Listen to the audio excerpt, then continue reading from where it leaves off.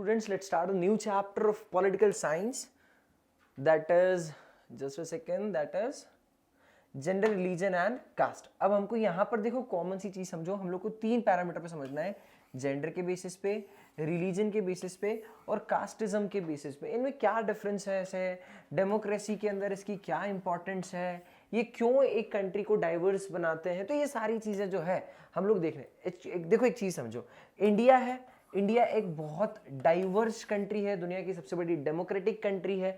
हमारे इंडिया के अंदर बहुत ह्यूज लेवल पे हम लोगों को क्या देखने को मिलती है, डाइवर्सिटी देखने को मिलती है। तो इतनी सारी डाइवर्सिटी, इतनी सारी विविधताओं के बावजूद भी हम कैसे एक साथ यूनाइटेड लेवल पे रहते हैं, क्या क्या प्रॉब्लम्स हमको देखने को मिलती है। जैसे एक चैप्टर हम लोग को डेमोक्रेसी, इसके बाद डेमोक्रेसी एंड डाइवर्सिटी भी आएगा, ठीक है। तुम लोगों ने डेमोक्रेसी एंड डाइवर्सिटी देखा होगा, बचपन से पढ़ते आ रहे हो डेमोक्रेसी और डाइवर्सिटी के बारे में, तो वो भी कहीं इन चीज़ों से ही रिलेटेड है। अब हमको इन सारी चीज़ों को एक डिटेल लेवल पे समझना पड़ेगा कि क्या इनका इंपॉर्टेंस है एक सोसाइटी में या डेमोक्रेसी में। So let's start with this. अब एक बात समझो कि जेंडर इन इक्वलिटी से हम लोग क्या समझते हैं, ठीक है। जैसे अगर हम लोग देखते हैं जेंडर इन इक्वलिटी, तो जेंडर इक्वलिटी या इनइक्वलिटी या फिर जेंडर बायसनेस जिसको हम लोग बोलते हैं, तो जेंडर बायसनेस में हम लोग क्या देखते हैं, जेंडर बायसनेस में हम लोग ये देखते हैं कि 2 जेंडर हैं हमारे इंडिया मतलब सोसाइटी के अंदर कोई भी, which is male and female, ठीक है। और उसके बाद एक थर्ड जेंडर भी या थर्ड कैटेगरी भी हम लोग उनको बोलते हैं, थर्ड जेंडर या ट्रांसजेंडर जिन सोसाइटी को हम लोग बोलते हैं, ठीक है। तो अब क्या हुआ, ये भी समझो कि इस सोसाइटी को जो कितना अपन लोगों ने मतलब स्टडीज के अंदर भी सोसाइटी का इतना इंपॉर्टेंस अभी एक इतनी मॉडर्न सोसाइटी आने के बावजूद भी एक इंपॉर्टेंस नहीं दे रखा है। तुम्हारी जो एनसीईआरटी टेक्स्ट बुक है वहां पर भी जेंडर के नाम से हम लोग को मेल और फीमेल नाम ही की चीज देखने को मिलती है। पॉइंट समझना कि ये एक जेंडर इन इक्वलिटी जो हमको कॉमन लेवल पे देखने को मिलती है, जो कि सोसाइटी में आज भी परसिस्ट करती है। अब क्या इनइक्वलिटी होती है, तो देखो जब समझो कि अगर इसको एक कॉमन चीज समझना, ठीक है। इस पार्ट से मैं तुमको ये एक्सप्लेन करना चाह रहा हूं कि हमारे इंडियन सोसाइटी के अंदर अब ऐसे डिफरेंसेस नहीं होना चाहिए, because you are the future, right. तो अब हमको किसी जेंडर बेसिस पे या जेंडर बायसनेस नहीं करना चाहिए। अभी जैसे तुम लोगों ने बहुत वो नेहा धूपिया का फेमिनिज्म वाला सीन देखा होगा, तो इट इज लाइक नहीं, ऐसा नहीं होना चाहिए। ना ही बहुत ज्यादा फेमिनिस्ट सोसाइटी होना चाहिए, ना ही पैट्रियर्कल सोसाइटी होना चाहिए, मतलब किसी भी एक सेगमेंट को आप इतना डोमिनेट नहीं करना चाहिए, ठीक है। तो हम यहां पर बात किसकी करेंगे, जेंडर इन इक्वलिटी की, लेकिन हम चाहते क्या है, जेंडर इक्वलिटी, ठीक है। चलो अब जरा आगे समझते हैं जेंडर इन इक्वलिटी और जेंडर इनइक्वलिटी और इक्वलिटी से क्या डिफरेंसेस है। देखो यहां पर मेल फीमेल रखा, जेंडर इक्वलिटी क्या बोलता है कि दोनों बराबर रखेंगे, मतलब मेल और फीमेल दोनों की सेम पोजीशन होना चाहिए। लेकिन ऐसा हमारे इंडिया में हमको देखने को, इंडिया क्या, ये बात समझ में, मैं इंडिया बोल रहा हूं, लेकिन it is not only problem of India, ये वर्ल्ड की प्रॉब्लम है, ठीक है। वर्ल्ड के, अभी हम लोगों ने हिस्ट्री देखा, हिस्ट्री के अंदर एज ऑफ इंडस्ट्रियलाइजेशन समझा, वहां पर भी हम लोगों ने चीज देखी थी कि जो मेल है और फीमेल है, यहाँ पर फीमेल कम मतलब काम करती हैं, मतलब काम तो करती हैं लेकिन उनको पैसा क्या मेल के मुताबिक कम मिलता है, ठीक है। ऐसे अगर हम लोग एक कॉमन सी चीज समझो कि एक ऑर्थोडॉक्सी या एक मेंटालिटी ऐसी बन गई है कि जो मेल मेंबर है सोसाइटी का वो अर्न करने के लिए बना है, वो बाहर जाएगा, पैसे कमा के आएगा, और जो फीमेल मेंबर ऑफ सोसाइटी है वो क्या करेंगी, फीमेल मेंबर ऑफ सोसाइटी, इसका जनरली हाउस वर्क का काम रहेगा, ठीक है। अब बात समझना, आज पहले के जमाने में पहले बोला जाता था कि my mother is house wife, common चीज बोलते थे house wife, but now what happens, हम लोग बोलते हैं my mother is house manager, ठीक है। हाउस मैनेजर मतलब वो घर को पूरा मैनेज करके चलती है, मतलब ये एक इंपॉर्टेंस हम लोगों ने ये अपने वर्ड्स के थ्रू एक इंपॉर्टेंस शो करी। अब समझना, मेल मेंबर जो है अगर हम लोग कॉमन देखें तो मेल मेंबर ऑफ सोसाइटी जो भी होता है, यहाँ पर लेबर डिविजन्स भी बहुत होते हैं। मान लो अगर मैं बोला कि मेल है तो उसको 1000 रुपीज पर डे का पे कर रहा हूं मैं, तो यहीं अगर मैं फीमेल की बात करूं तो डायरेक्टली सीधे 500 या 600 रुपीज पर डे हो जाएगा। तो भाई ऐसा क्यों, दोनों जब सेम लेवल पे काम कर रहे हैं तो सैलरी ऐसा कम पे क्यों। इवन ये तुम लोग को बॉलीवुड का भी एक बहुत बड़ा इशू देखने को मिला था कि बहुत सारी एक्ट्रेसेस ने कहा था कि हम लोगों को हम भी एक्ट्रेसेस हैं, हम भी एक्टिंग कर रहे हैं, हम भी स्टंट कर रहे हैं, हम भी सारी चीजें कर रहे हैं, लेकिन हमको एक मेल एक्टर के मुताबिक कम पे मिलता है, गेटिंग में। तो ये बहुत प्रॉब्लम हम लोग को सोसाइटी में देखने को मिल रही है। अगर तुम एक कॉमन सी चीज समझो कि जो फीमेल मेंबर होती है, ठीक है, उसको तो अगर उसका एवरेज वर्किंग आवर देखें तो वो मेल से ज्यादा होता है, ठीक है, मेल से ज्यादा होता है। तुम लोग खुद ही कॉमनली नोटिस करना, अपने घर में मम्मा रहती है, वो क्या करते हैं, जिसकी मदर अगर हाउस मैनेजर है तो उनको पूरा घर का काम करना है, बट जिसकी मम्मा अगर वर्किंग है तो उनको क्या करना पड़ता है, उनको अपना ऑफिस भी मेंटेन करके चलना है, ऑफिस पे वर्क लाइफ मतलब वर्क लाइफ भी उनको चलाना है, प्लस उनको वर्क लाइफ के साथ साथ क्या करना है, उनको अपनी हाउस मतलब हाउस के ऊपर भी ध्यान रखना है, ठीक है, अपने को घर को भी मैनेज करना है, अपनी जो बच्चे हैं उनकी भी रिस्पॉन्सिबिलिटीज को मैनेज करना है, ठीक है। और जनरल तौर पे मदर्स को देखा जाता है इन चीजों के ऊपर डोमिनेट करते हुए। तो बात समझना कि फीमेल का वर्किंग जो आवर्स है, अगर मैं एवरेज वर्किंग आवर्स देखो तो मेल से ज्यादा है, स्टिल उनको क्या किया जाता है, कम पे किया जाता है। तो ये एक बहुत बड़ा डिवीजन या एक इनइक्वलिटी का पार्ट शो करा। अब देखो ये जितनी सारी चीजें हैं जो मैंने तुमको एक्सप्लेन करी, फीमेल और मे मतलब जो हम लोग ने जेंडर बायसनेस की बात करी थी, वो तुमको चीज समझाई। अब जरा देखते हैं उन्होंने किस तरीके से यहाँ पर हमको समझाया है, ठीक है।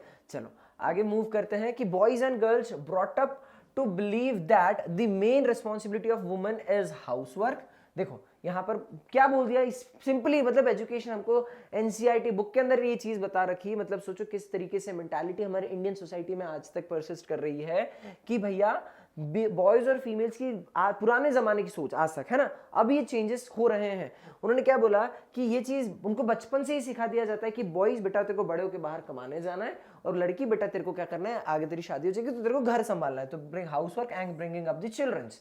तो ये चीजें इनको बताया कि इस तरीके से देखने को मिलती है, ठीक है। This is reflected sexual division of labour. Sexual division of labour मतलब जेंडर बेसिस पे लेबर का क्या करना, डिवीजन करना, जो कि हमारे बहुत सारी फैमिलीज में देखने को मिलती है। इवन ये बात सिर्फ इंडिया की नहीं है, इंडिया के बाहर की भी। और पॉइंट यहां पर देखो ये चीज बताया कि women do all work inside the home, घर के अंदर भी उनको पूरा काम करना है, एज वेल एज घर के बाहर तो कर ही रहे अगर वो क्या बोलते हैं वर्किंग लेडी है तो, ठीक है। आगे मूव करते हैं। In urban areas poor women work as domestic helper, जैसे हम लोग कॉमनली देखने को मिलते हैं। अगर डोमेस्टिक हेल्पर जैसे हमारे घर के अंदर क्लीनिंग करने के लिए कोई आंटी आते हैं, ठीक है, बहुत सारी तुमने मूवीज देखी होंगी, वहां पर तुमको देखने को मिलता है। तो जो क्लीनिंग करने के लिए आंटी आई हैं, ठीक है, जो क्या बोलते हैं बर्तन करने के लिए, क्लोथ्स करने के लिए, मतलब अलग अलग पार्ट के लिए, तो they work as a domestic helper. और इन मिडिल क्लास होम्स, जो मिडिल क्लास होम्स होते हैं, ठीक है, वहां पर, और जो while middle class women work in offices, जो अपर क्लास वुमेन्स होंगी तो ऑब्वियसली बात है इधर। आजकल तो ये भी चीज बहुत कॉमनली देखने को मिलती है कि वुमेन्स को बिजनेस के अंदर, वुमेन्स एंटरप्रेन्योर्स की बात जो की गई, अब ये रीसेंट चेंजेस, ठीक है, ये तुम्हारे अपार्ट फ्रॉम दिस अब तुमको ऐसा कॉमनली देखने को मिलेगा कि वुमेन्स भी अब क्या हो गई हैं, उनको इंपॉर्टेंस मिल गया है एंटरप्रेन्योरशिप के अंदर। तुम लोग शार्क टैंक देखते ही होंगे, तो उसके अंदर शार्क्स भी वुमेन्स हैं, ठीक है। तो कितना ज्यादा वुमेन्स का अब इंपॉर्टेंस देखने को मिला है कि नहीं, वुमेन्स अब बिजनेस भी कर सकती है, ठीक है, और उसके साथ वुमेन्स हाउस को भी मैनेज कर सकती है, वुमेन वर्क इन ऑफिसेज भी कर सकती है, और जो और लोअर क्लास में जाते हैं वो डोमेस्टिक हेल्पर के तौर पे भी काम कर सकते हैं, ठीक है। This is what they want to show us. Let's move ahead. The result of this division of labor is that although women constitute half in humanity, मतलब जितने मेल्स हैं ऑब्वियसली बात है सोसाइटी के अंदर उतनी ही विमेंस है, ठीक है। ये अलग अलग कंट्रीज के ऊपर कहीं वैरी कर रहा है। जैसे हम लोग इंडिया की बात करते हैं तो पर 1000 मेल्स मान लो मैं 950 विमेंस बोल देता हूँ, ठीक है। तो ये अलग अलग सेंसेस के हिसाब से कभी बढ़ती है कभी कम होती है।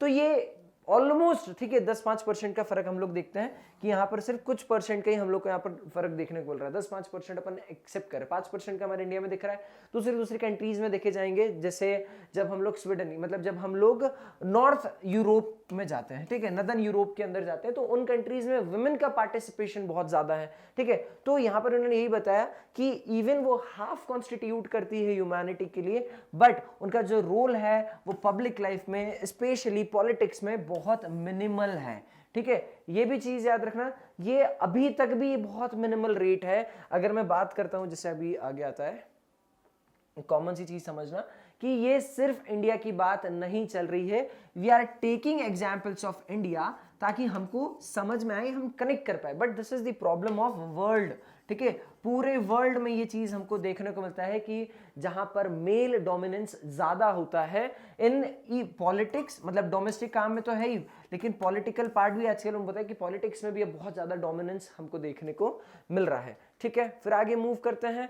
मोर रेडिकल वुमेन्स मूवमेंट, अब रेडिकलिज्म भी हमको बहुत कॉमन तरीके से देख रहा है, और जहां पर वुमेन्स को प्रमोट किया जाता है, वुमेन्स के बेसिस पे जो रेशियल डिस्क्रिमिनेशन हो रहा है या वुमेन्स के ऊपर जो डिस्क्रिमिनेशन हो रहा है, उसके लिए जो मूवमेंट चलाया जाता है उसको बोलते हैं फेमिनिस्ट मूवमेंट्स। फेमिनिस्ट मतलब या फेमिनिस्ट ये जो वो होंगी जो की मेंटालिटी रखे कि यार वुमेन्स को प्रमोट कर रहे हैं, they are known as feminist, और इनको फेमिनिज्म बोला जाता है। ठीक है, जैसे नेहा धूपिया वाला बहुत पॉपुलर हुआ था, तुम लोग ने शायद रोडीज में आता है वो नेहा धूपिया का, कितना पॉपुलराइज हुआ था फेमिनिज्म वाला।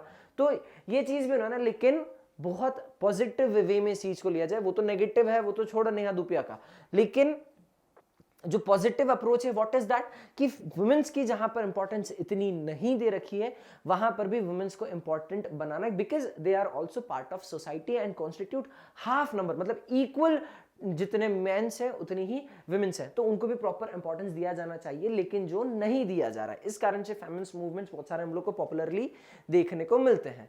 ठीक है, let's move ahead now. Girls power की भाई वी ऑल आर इक्वल, हम लोग को भी क्या करना है, हम लोग की भी पावर, हम लोग को भी आप सोसाइटी के अंदर इक्वल दर्जा दो। इस कारण से जो फेमिनिस्ट मूवमेंट जो कॉमनली देखने को है, देखो जो स्कैंडिनेवियन सिटी कंट्रीज है, मतलब जो बताए ये स्कैंडिनेवियन कौन, ये स्कैंडिनेवियन जो कौन होंगी, जो कि नदर्न यूरोप की कंट्रीज होंगी। ठीक है, जो नदर्न यूरोप कंट्रीज होंगी, जैसे उन्होंने बताया स्वीडन, नॉर्वे, फिनलैंड, यहां पर क्या है, यहां पर वुमेन्स का जो पार्टिसिपेशन है पब्लिक लाइफ के अंदर बहुत ज्यादा अच्छा है। ठीक है, जो कि हम लोग दूसरे पार्ट्स ऑफ वर्ल्ड में कंपेयर करें तो वहां पर हमको कम देखने को मिलता है। जैसे हमारी इंडिया की कंट्री की बात करें तो हमारी कंट्री में तो बहुत कम, ठीक है, स्टिल लैग हम लोग देखते हैं, बहुत मेंस के भी बहुत पीछे हैं हम लोग। इवन इंडिपेंडेंस के मूवमेंट्स में भी देखते हैं तो बहुत कम वुमेन्स का इंपॉर्टेंस रहा है।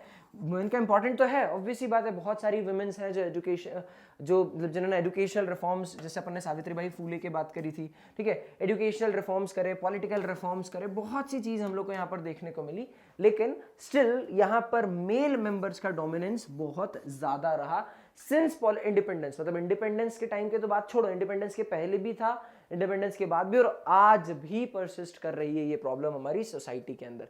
ठीक है, देखो उन्होंने बताया हमारी जो सोसाइटी वो अभी भी कौन सी सोसाइटी है, मेल डोमिनेटेड, इसको क्या बोलते हैं, पैट्रियार्कियल सोसाइटी, मतलब जहां पर मेल का जो डोमिनेंस है वो ज्यादा। जैसे याद रखना पैट्रियार्कल, पैट्र पित्र, ऐसा मतलब फादर, ऐसा समझ लेना तो तुमको समझ में आ जाएगा कि ये मेल की बात की जा रही है। ठीक है, और जब फीमेल की बात करती है, फीमेल से याद करना फेमिनिज्म, तो ये तुमको इजीली लर्न हो जाएगा। ठीक है, तो बहुत ना ही सोसाइटी पैट्रियार्कल होना चाहिए, मतलब ना ही मेल डोमिनेटेड होना चाहिए, और ना ही क्या होना चाहिए, फेमिनिस्ट सोसाइटी होना चाहिए। सोसाइटी एक इक्वल प्रोपोर्शन में है तो कॉम्बिनेशन में होना चाहिए। ऐसा नहीं कि तुम पता चले मेल्स को डोमिनेट करते जा रहे हो या पता चले फीमेल्स को डोमिनेट करते जा रहे हो। ठीक है, अब बात करते हैं क्या क्या डिस्क्रिमिनेशन फेस करने को मिलता है। अब देखो क्या क्या डिस्क्रिमिनेशन जो इन्होंने फेस करा उसका क्या रीजन है, बहुत सारे रीजंस हो सकते हैं। तो कुछ रीजन जो समझ में आते हैं वो ये कि हमारे इंडिया के अंदर आज भी विमेन का लिटरेसी रेट जो है बहुत लो है।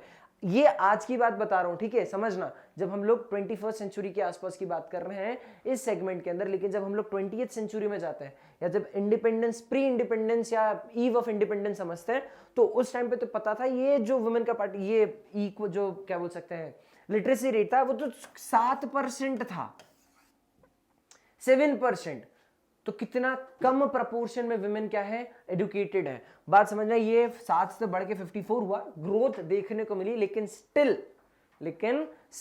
अगर मेन से कंपेयर करूं तो 76 से बहुत कम है, हमारे इंडिया में बहुत पीछे हैं हम लोग। ठीक है, फिर जितने एवरेज, देखो यहाँ पर ये भी मैंने जो तुमको बता रहा था ना कि विमेन एक ज्यादा काम करती है लेकिन स्टिल उन लोग को नहीं, तो देखो on an average Indian women works 1 hour more than that of man, लेकिन उनको क्या होता है, उनका जो वर्क होता है या तो उनको उसके बराबर जितना वो काम करती है उतना पे नहीं किया जाता है, या उनकी जो वैल्यू है, उनके एफर्ट्स है, उसकी वैल्यू नहीं की जाती है। ठीक है, in almost all areas of work from sports to cinema to factories and fields, कहीं भी चले जाओ हर एरियाज के अंदर वुमेन्स आर लेस पेड। जैसे तुम लोग को मैंने तुमको सिनेमा का एग्जांपल दिया, अब मैं तुमको इंडियन क्रिकेट टीम का भी एग्जांपल देता हूं। इंडियन क्रिकेट टीम की बात करते हैं तो यहाँ पर 2 प्रकार के क्रिकेट टीम होते हैं, मेल और female.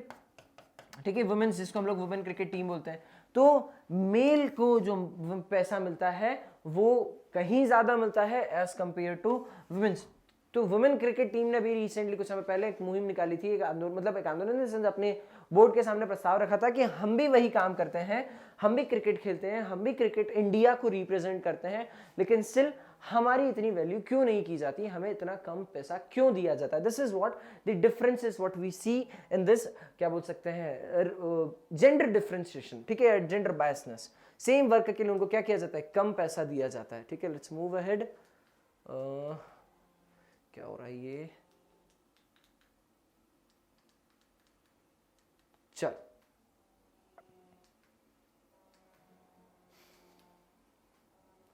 Next part is the equal remuneration act 1976। ये प्रोवाइड करता है कि इक्वल वेजेस पे करना चाहिए इक्वल वर्क के लिए, लेकिन स्टिल ये हर जगह हम लोग को देखने को नहीं मिलता है, ठीक है। तो ये एक प्रॉब्लम देखने को मिली।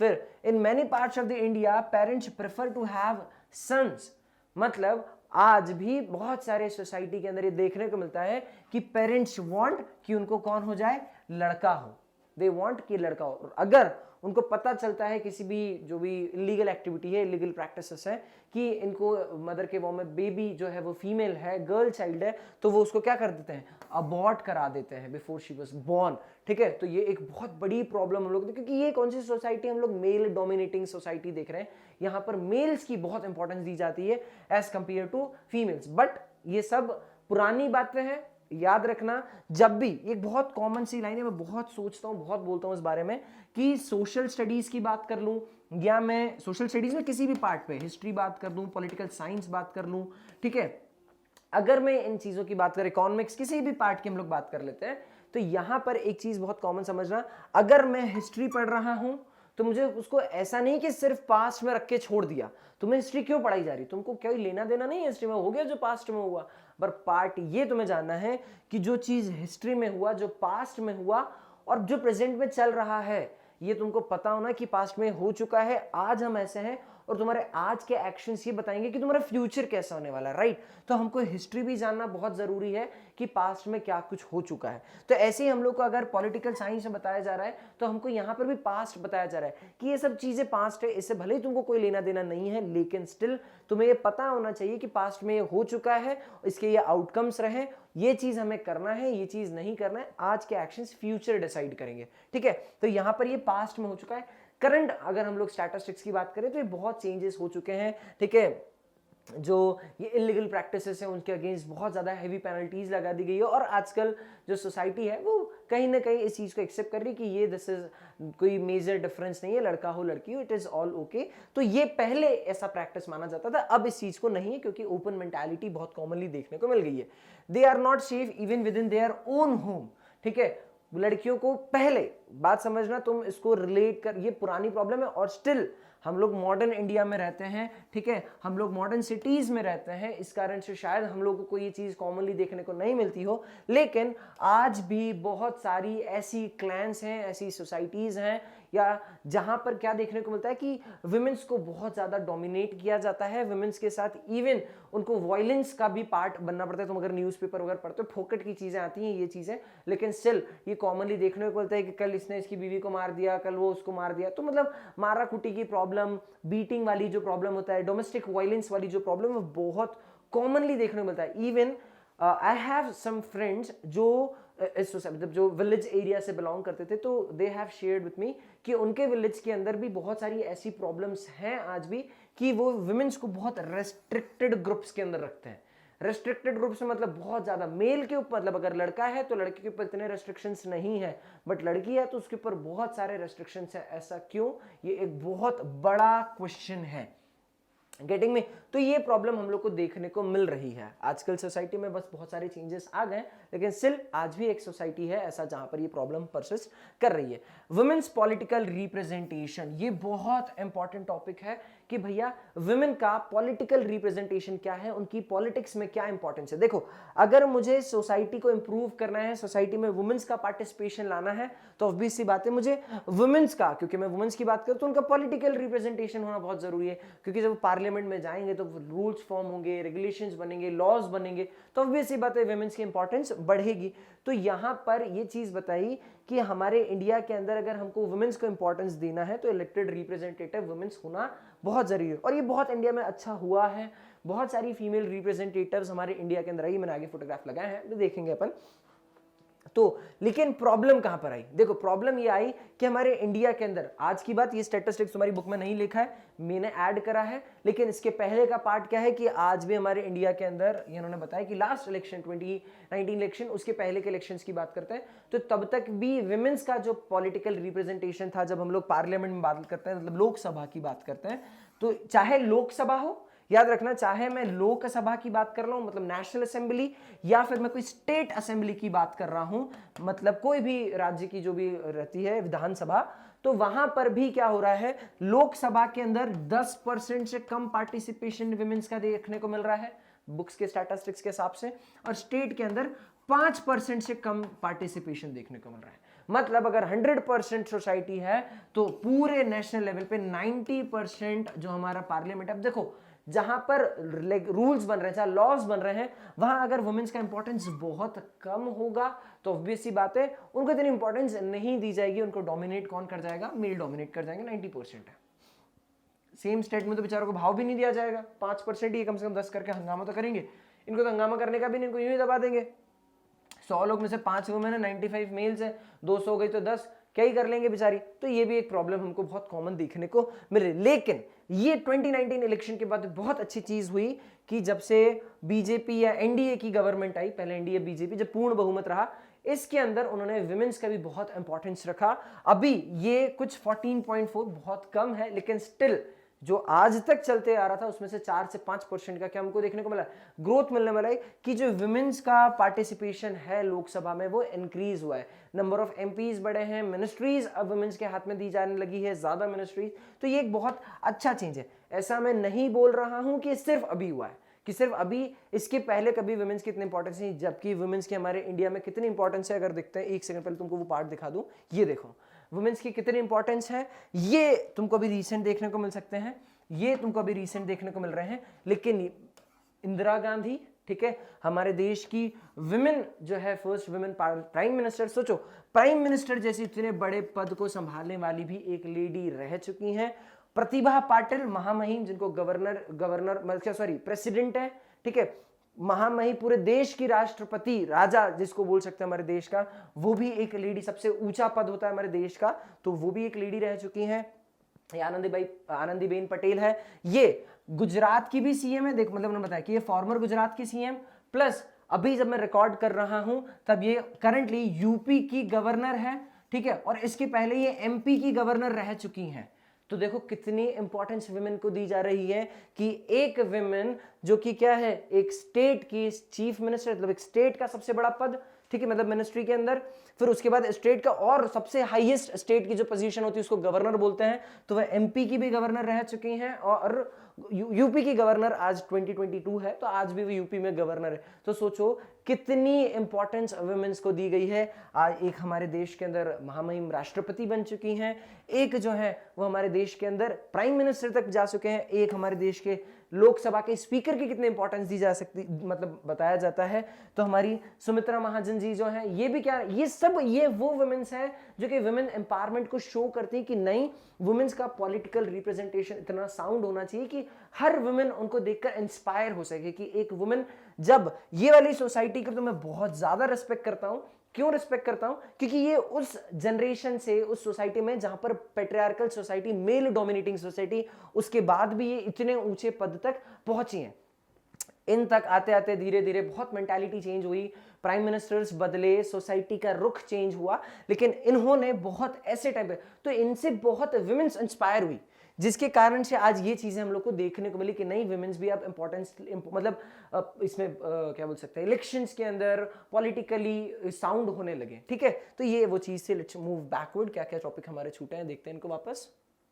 यहां तक हम लोग थे, फिर कह दे on the way to solve this problem is to make legally binding to have a fair proportion of women in the elected bodies. Point समझना कि ये अगर इस चीज को मुझे हटाना है तो मुझे एक ही चीज करना पड़ेगा कि एक प्रपोर्शन फिक्स कर दूं कि एटलीस्ट मान लो जैसे 1/3 पार्ट वुमेन्स होना चाहिए, ठीक है, या फिर जब मैं जब मंत्री परिषद की बात करता हूँ, मिनिस्ट्री की बात करता हूँ, तो यहाँ पर फिक्स कर दूं कि 1/3 जो है, या कोई भी जो मुझे डिपेंड करता है, तो यहाँ पर मुझे वुमेन्स का भी इंपॉर्टेंस को इक्वली शो करना चाहिए। और अगर जब मैं फेयर कर दूंगा, एक फिक्स कर दूंगा, कोटा बना दूंगा, तो कितना ज्यादा चेंज हम लोग को देखने को मिलेगा। ठीक है, जैसे इन्होंने बताया कि this is what the Panchayati Raj has done in India. ठीक है, स्टेट के अंदर हमको देखने को नहीं मिला, नेशनल लेवल पे हमको देखने को नहीं मिला, मतलब सेंट्रल लेवल की बात कर लेता हूँ, स्टेट लेवल की, लेकिन जब इससे नीचे पंचायती राज आ जाता है, ठीक है, जब पंचायत की बात करते हैं, लोकल गवर्नमेंट्स की बात करते हैं, तो लोकल गवर्नेंस के अंदर ये फिक्स कर रखा है कि एटलीस्ट 1/3 जो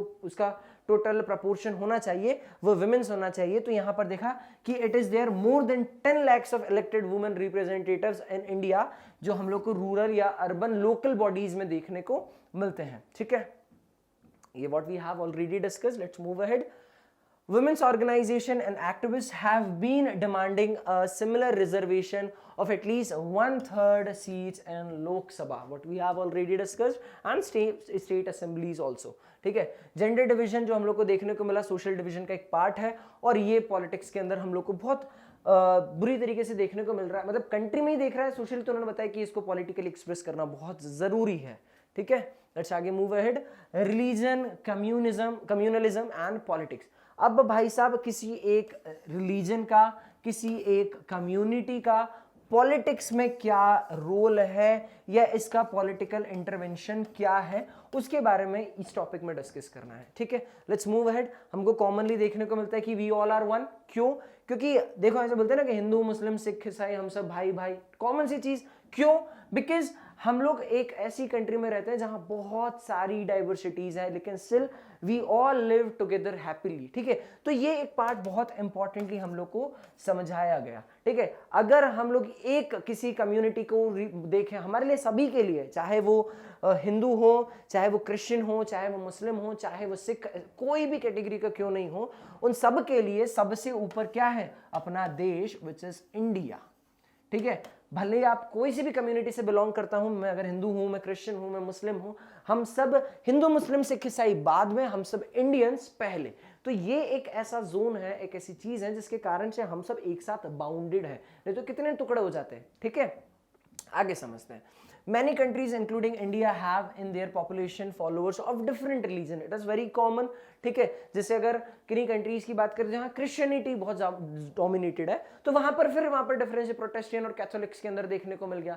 ठीक है, जो हम लोग ऑलरेडी डिस्कस करते हैं, रोमन कैथोलिक, प्रोटेस्टेंट्स कैसे हैं, तो वहां पर वो डिफरेंसेस है। ठीक है, अगर अरबिक कंट्रीज में जाए तो वहां पर भी मुस्लिम के बेसिस पे तुम लोग को देखने को मिलता है, कुछ सुन्नी मुस्लिम है, कुछ शिया मुस्लिम है, तो मुस्लिम्स में भी बहुत ज्यादा डिफरेंसेस हैं। तो ऐसे क्या प्रॉब्लम, बोहरा जिनको बोलते हैं, राइट? तो ऐसे अलग अलग डिफरेंसेस हर कंट्री में देखने, मतलब जहां पर कोई एक कंट्री किसी एक रिलीजन बेस्ड कंट्री है, वहां पर भी डिफरेंसेस हैं। तो सोचो, जो कंट्री मल्टी रिलीजन को सपोर्ट करती होगी, वहां तो कितने डिफरेंसेस देखने को मिलेंगे। जैसे इंडिया हम लोग कॉमनली देखने को मिलता है, अगर हम लोग किसी भी एक कास्ट की बात करें, लेट्स टॉक अबाउट हिंदुइज्म, तो हिंदुइज्म में भी कितने सारे क्लैंस बन जाते हैं, कितनी सारी सब कास्ट है। तो this is what the problem of this what we can say religionism और द कम्युनलिज्म। ठीक है, communism is what about community. Gandhi ji क्या कहा करते थे, ये एक बहुत कॉमन स्टेटमेंट है कि what Gandhi ji is used to say. Gandhi जी ऐसा बोलते थे कि कोई भी रिलीजन, देखो कोई भी religion never be separated from the politics by this, he meant that. Point समझना, उन्होंने कहा कि कोई भी रिलीजन को आप पॉलिटिक्स से अलग हटा नहीं सकते हो। क्यों? क्योंकि उन्होंने बताया कि जो पॉलिटिक्स है should be guided by the ethics drawn from the religion. ठीक है, उन्होंने क्या बताया कि अगर पॉलिटिक्स से आप रिलीजन हटा देते हो तो उसके अंदर जो एथिक्स होने चाहिए वो चीज नहीं देखने को मिलेंगे। एथिकल मतलब क्या समझना, कि अगर से फॉर एग्जांपल मान लो कोई एक ही सोसाइटी है, कोई एक ही रिलीजन डोमिनेट कर रहा है, फॉर एन एग्जांपल मैं यहाँ पर हिंदुइज्म की बात, जैसे पाकिस्तान के अंदर बहुत चीजें कॉमन देखना, हमारा इंडिया तो इतनी डाइवर्स कंट्री और हमारा जो डेमोक्रेसी जो कॉन्स्टिट्यूशन है वो इतना सुप्रीम है कि यहाँ पर हमको प्रॉब्लम्स देखने को नहीं मिलती है। लेकिन जब हम लोग बात करते हैं पाकिस्तान की, यहाँ पर तो क्या ही है, प्रॉब्लम्स कितने हजार है। पाकिस्तान के अंदर ये लोग क्या कर रहे हैं भैया, यहाँ पर आज भी ये इन्होंने जब पाकिस्तान देश अलग करा था ना, तब ये बोला था भैया जिन्ना ने कि हमारा जो कंट्री है वो सेक्युलर कंट्री है, हम लोगों में उतनी इंपॉर्टेंस दी जाएगी जितनी एक मुस्लिम को दी जा रही है और इतनी हिंदू को दी जाएगी। लेकिन अगर करंट सिनेरियो की बात कर लूं तो यहाँ पर पाकिस्तान के अंदर भी मुस्लिम डोमिनेंस है, हिंदुइज्म या हिंदू लोग हैं उनको बहुत बुरी तरीके से सप्रेस किया जाता है, हिंदू मूवमेंट्स को सप्रेस किया जाता है।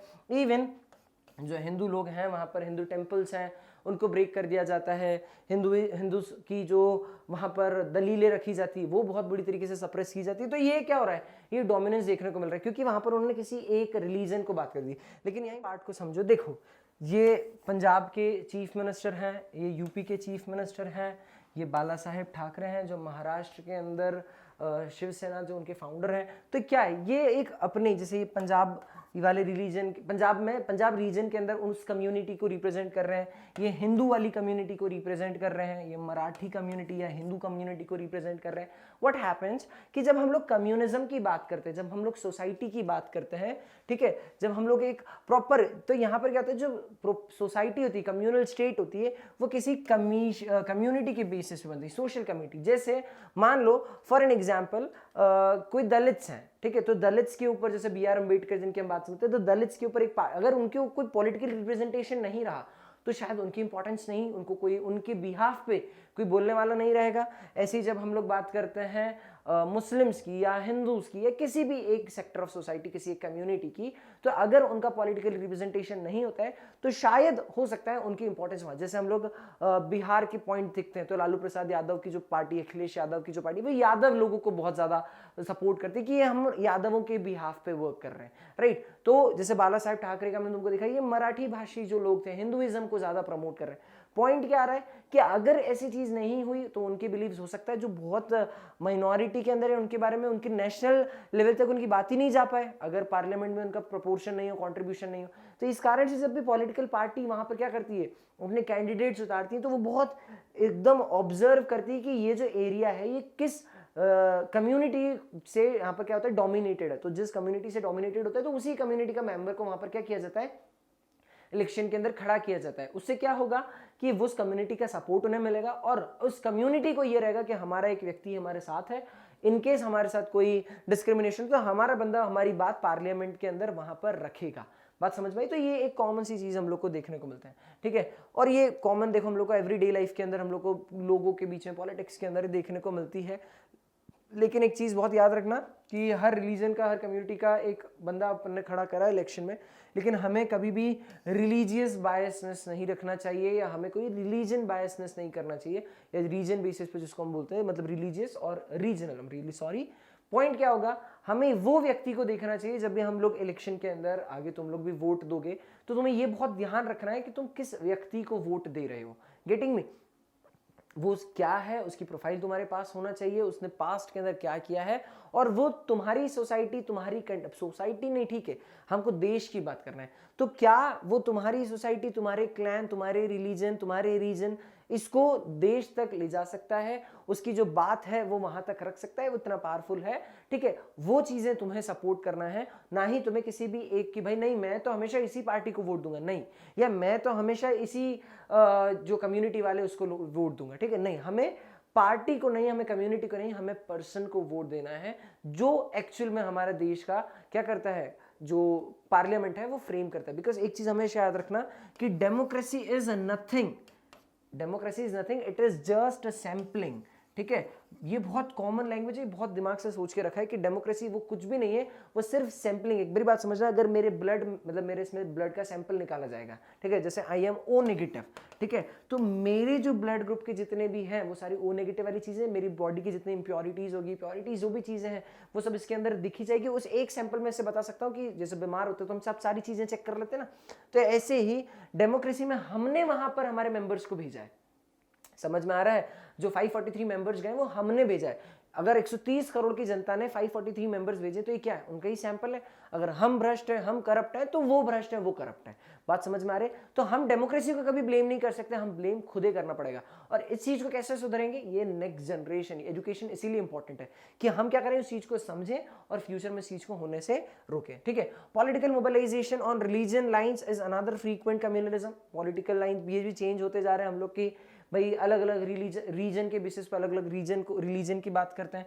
Sometime communalism takes it most ugly form of the communal violence, riots, massacre. अब देखो क्या होता है जब हम लोग देखते हैं, अभी तुम लोगों ने रिसेंटली देखा होगा कि किसान आंदोलन, ठीक है, या जब पहले पढ़ा होगा खालिस्तान मूवमेंट के बारे में, क्या है ये किसान एक कम्युनिटी है, ठीक है, फार्मर्स, उन लोगों ने प्रोटेस्ट करा पंजाब के कि नहीं हम ये जो फार्म लॉ लाए हो इसके अगेंस्ट है, हम ये चीज नहीं करेंगे, और उन्होंने धरना प्रदर्शन करा। बात समझना, इन लोग के पास इनका इंपॉर्टेंस था, ये लोग वहां उन्होंने रिप्रेजेंटेशन करा, तो इनकी बात सुनी गई, रखा जाए, और आफ्टर सम टाइम ये चीज को क्या कर दिया गया, हटा दिया गया। पॉइंट समझना, नहीं तो ऐसा होगा जैसे आज हम लोग बात करते हैं तो जो भारतीय जनता पार्टी बहुमत में, तो वो तो उन्होंने कोई भी लॉ पास कर दिया पार्लियामेंट में, दे आर इन पावर, तो वो कोई भी लॉ को पास करा देंगे। लेकिन जब ये कम्युनल पार्टीज होंगी, जब ये कोई एक रिलीजन या रीजन के बेसिस वो पार्टीज होंगी, तो ये क्या करेंगे, ये उस चीज को उनके अगेंस्ट अगर रहेंगे तो ये लोग अपनी आवाज उठाएंगे, जिस कारण से सरकार को भी झुकना पड़ेगा। लेकिन इस चीज को सही तरीके से इस्तेमाल किया जाएगा तो ही, अदरवाइज वायलेंस, रायोट्स, मैसेकर्स ये देखने को हम लोग को मिलेंगे कॉमनली। चलो आगे बात करते हैं सेक्युलर स्टेट का फंडा। सेक्युलर स्टेट मतलब जहां पर ऑब्वियसली बात है हर रिलीजन को इंपॉर्टेंस दी जाएगी। तो communalism was and continues to be one of the major challenges to be in the democracy of our country. There is no official religion for Indian state. ये बहुत कॉमन चीज है, इसी कारण से आज शायद हम बहुत डेमोक्रेटिक कंट्री है, इतनी डाइवर्सिटी होने के बावजूद भी आज हम यूनाइटेड है, बिकॉज किसी भी स्टेट का कोई भी ऑफिशियल रिलीजन नहीं है। चाहे तुम पंजाब में चले जाओ, चाहे तुम महाराष्ट्र में चले जाओ, चाहे तुम कहीं भी चले जाओ, तमिलनाडु में क्यों ना चले जाओ। पंजाब के अंदर हम लोग बोलते हैं सर यहाँ तो ये क्या बना है, ये ऐसा नहीं है पंजाबी के अंदर सारे काम, गुजरात में तो गुजराती, नहीं भैया, ये लैंग्वेज लिंग्विस्टिक डिवीजन जब किया था तो ये लैंग्वेज के बेसिस पे डिवाइड कर दिया था, बात समझना। लेकिन यहाँ का भी जो ऑफिशियल रिलीजन है that is not a Sikhism या सिख धर्म को यहाँ पर बात, यहाँ पर भी सभी को इंपॉर्टेंट है। यहाँ पर सिख्स की जब बात है तो यहाँ पर सिख्स भी हैं, यहाँ पर मुस्लिम्स भी हैं, यहाँ पर हिंदूज भी हैं, सब लोग यहाँ पर हैं, क्रिश्चियंस भी हैं, सिक्स मेजॉरिटी में हो सकते हैं, लेकिन बाकी चीजें भी यहाँ पर दूसरे भी, तो क्योंकि इसका इसीलिए कोई भी ऑफिशियल रिलीजन यहाँ पर नहीं रखा। The constitution provides to the all individual and communities freedom to, देखो यहाँ पर उनको प्रॉपर फ्रीडम देने गई कि आप अपने आप को प्रोफेस, प्रैक्टिस और प्रोपोगेट कर सकते हो कोई भी रिलीजन को, और आप जिसको फॉलो करना चाहे आप उसे फॉलो कर सकते हो। मान लो आई एम जैन, ठीक है, एंड आई वांट कि भाई नहीं यार मुझे तो, मैं बहुत इंस्पायर हुआ हूँ सिखिज्म से, मैं चाहता हूँ कि मैं सिख बनूँ, तो आई कैन ऑप्ट सिखिज्म, मैं सिख बन सकता हूँ। मैं चाहता हूँ कि यार मुझे बुद्धिज्म बहुत अच्छा लगता है, बुद्धिज्म के मॉन्क्स बहुत अच्छे लगते हैं मुझे, उनकी जो आइडियोलॉजी है वो बहुत पसंद है, तो शायद मैं क्या कर सकता हूँ, मैं बुद्धिज्म को ऑप्ट कर सकता हूँ। तो पॉइंट क्या है कि हर आपको ये सेक्युलरिटी ये प्रोवाइड करता है इंडिया का कॉन्स्टिट्यूशन कि आप कोई से भी रिलीजन को फॉलो कर सकते हो, कोई भी फोर्स आपके ऊपर नहीं है। बहुत सारी चीजें देखने को मिलती है, कुछ लोग रिलीजन को फॉलो करते हैं, कुछ नहीं भी है, तो उसके ऊपर भी कोई प्रेशर नहीं कि अगर आपको कोई रिलीजन को फॉलो नहीं करना है तो आप वो भी कर सकते हो, ठीक है। कास्ट एंड दी पॉलिटिक्स, देखो कास्ट ये एक वैदिक सोसाइटी के टाइम पे जो डिफरेंशिएशन देखने को मिलता था कि ब्राह्मण्स हैं, क्षत्रिय हैं, वैश्य हैं, शूद्रास हैं, ठीक है, तो ये क्या है, ये अलग मतलब ऐसा नहीं है कि डिवीजन आज से, ये डिवीजन बरसों से चला आ रहा है। तो ये इस तरीके से कि भाई जो ब्राह्मण्स है वो सबसे ऊपर रखा था, दे आर द प्रीस्ट और द स्कॉलर्स, इनको रखा गया। क्षत्रिय जो है वो रूलर्स हुआ करते थे, ठीक है, एडमिनिस्ट्रेटर, वॉरियर्स। वैश्यास जो बिजनेसमैन हैं, ठीक है, जो ट्रेडर्स हैं, आर्टिशियन जो बिजनेस करेंगे, ठीक है, और जो शूद्रास हैं वो लेबर्स। इनके बीच में भी कहीं हद तक वैदिक सोसाइटी के अंदर भी बहुत डिफरेंसेस हुए, ऋग्वेदा के अंदर तुमको देखने को मिलेंगे। तो ये जो इतने इश्यूज देखने को मिले, क्यों? क्योंकि हमारे इंडिया में ये है, और फिर बाद के अंदर धीरे धीरे सारी चीजें चेंजेस होते गए, और आज भी हम लोग कहीं ना कहीं इसका एक पार्ट है सोसाइटी का। We have seen 2 instances of the expression of social division in the area of politics, one largely positive and another largely negative, ठीक है। इन्होंने बताया कि बहुत हम लोगों ने एग्जांपल्स देखे जिसमें एक पॉजिटिव है एक नेगेटिव है, जिसके अंदर मेनली हम लोग किसकी बात करते हैं, अगर हम लोग देखें किसकी बात करते हैं, श्रीलंका की, ठीक है। अगर मैं श्रीलंका की बात करता हूँ, श्रीलंका में क्या था, 2 लैंग्वेज बेसिस पे सिन्हाला, ठीक है, और तमिल्स, ये 2 लोग डोमिनेट करते। तो यहाँ पर लोगों ने उसको क्या करा, ढंग से सही नहीं करा, तो क्या देखने को मिला, यहाँ पर सिविल वॉर देखने को मिल गया। पॉइंट क्या हो रहा है कि अगर आप इस तरीके से अगर लैंग्वेज के बेसिस पे, किसी रिलीजन के बेसिस पे यहाँ पर काम करोगे तो क्या होगा, ऑब्वियस ही बात है, सिविल वॉर देखने वाली सिचुएशंस देखने को मिलेगी। तो डेमोक्रेसी के अंदर इस चीज को आपको क्या करना पड़ेगा, बहुत हद तक समझना पड़ेगा कि क्या सोसाइटी आपसे एक्सपेक्ट कर रही है। अगर आप ये चीज नहीं करोगे तो हमको प्रॉब्लम्स देखने को मिलेगी ही मिलेगी, ठीक है।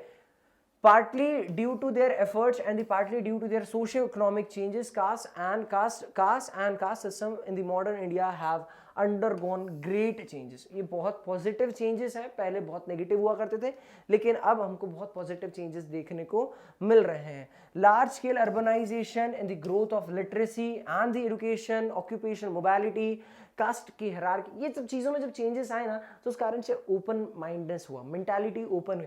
तो ये जो पहले अनटचेबिलिटी वाला पॉइंट था, ये अब क्या हो गया, सप्रेस हो गया, हट गया। सोसाइटी में बात ऐसे नहीं कि ये शूद्रास है, ये फलाना है, ये ठिकाना है, इनको ये अनटचेबल से नहीं, everybody is treated equally in this society. Let's move ahead.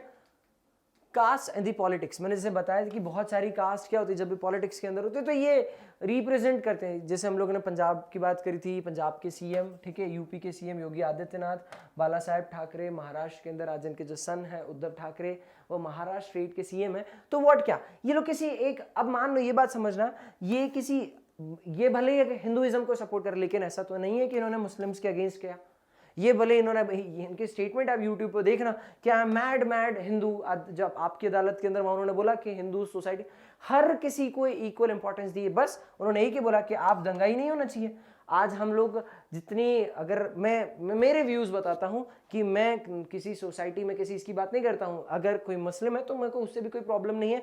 मैं तो, जबकि एपीजे अब्दुल कलाम कितने बड़े हमारे देश के राष्ट्रपति रहे, उनका बहुत बड़ा फॉलोअर हूं, मुझे बहुत पसंद है वो, ही इज अ मुस्लिम, मेरे को उससे कोई लेना देना नहीं है, उनकी कास्ट नहीं, मेरे को उनकी थिंकिंग, उनकी आइडियोलॉजी से मतलब है, ठीक है। वही अगर कसाब की बात कर लूं तो वो एक मुस्लिम है और वो टेररिस्ट है, उसने एक्टिविटीज करी। तो अगर आप ऐसी एक्टिविटीज करोगे, और ऐसे ही हिंदूज में चले जाओ, हिंदू के अंदर भी बहुत सारे तुमको बदमाश देखने को मिलेंगे और बहुत सारे अच्छे लोग देखने को मिलेंगे, डिपेंड करता है, ऐसा नहीं है। इसीलिए ये पॉइंट है कि हमारी डेमोक्रेसी बताती है कि आपको कोई जाति के आधार पर हम नहीं कर रहे हैं। नहीं तो जो हिंदू के अंदर बदमाश होगा, जैसे तुमने मूवी देखी होगी शूट आउट एट लोखंड वाला और वडाला, आई गेस, जिसके अंदर क्या नाम था, मणियासुर, ठीक है, हिंदू डॉन था जो, ठीक है, उसका भी शूट आउट हुआ ही ना। ऐसा तो है नहीं बोले भाई तो हिंदू डोमिनेट कंट्री है तो यहाँ पर हिंदू लोगों के अगेंस्ट कुछ नहीं होगा, हुआ शूट आउट। बात समझ में आ रही है? नहीं, गलत करोगे तो गलत होगा, सही है तो आपकी बिल्कुल रिस्पेक्ट की जाएगी। तो अगर if you have mentality of APJ Abdul Kalam, we all will respect you, ठीक है। ये हर मुस्लिम भी यही बोलता है, हिंदू भी बोलता है, सिख भी यही बोलता है, ईसाई भी यही बोलता है, लेकिन हैव मेंटालिटी ऑफ कसाब, तो nobody will respect you. Point समझना मेरी बात। इसीलिए क्या हुआ कि आजकल हर पॉलिटिकल पार्टी जिस रीजन पे है, जैसे तो वहां का जो रिलीजनल डोमिनेंस है, उस पर बहुत ध्यान रखती है, और डिफरेंट कास्ट्स और ट्राइब्स को भी क्या करते हैं, वहां पर इंपॉर्टेंस देखने को मिलती है, ठीक है। आगे मिलते हैं। That is not in the politics that gets cast a riddle, it is the caste that gets politicalized। ऐसा नहीं कि भाई ये जो पॉलिटिक्स में ऐसा चीज हो रही है, यहाँ पर उन्होंने बताया कि जो कास्टिज्म है उसको पॉलिटिकलाइज कराए, जिससे क्या होगा, यहाँ पर उनकी बात भी सोसाइटी में रखी जाएगी, ठीक है। दिस टेक्स सेवरल फॉर्म्स, क्या क्या हो सकते हैं। Each group tries to become bigger by the incorporating within it neighboring caste or subcaste which were earlier excluded from it। हम उन्होंने बताया कि हर ग्रुप ये ट्राई करता है कि वो बड़ा बनते जाए, अपने नेबरिंग कास्ट और सब कास्ट को क्या करते हैं, अपने में इनकलकेट करता चले। Various caste groups are required to enter into dialogue and negotiation, जिसके अंदर ये देखो, ये वही पॉइंट है कि हमको ये चीजें करना चाहिए जिससे प्रॉब्लम्स ना देखने को मिले।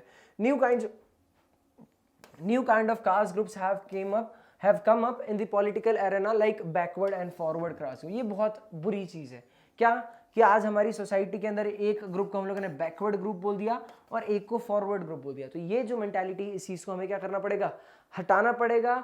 सो this is I guess it in this chapter. हम लोगों ने इस चैप्टर को बहुत ईज में बहुत सारी चीजें यहाँ पर डिस्कस करी, बहुत ग्राउंड लेवल से बहुत टॉप लेवल तक हम लोगों ने डिस्कस करी।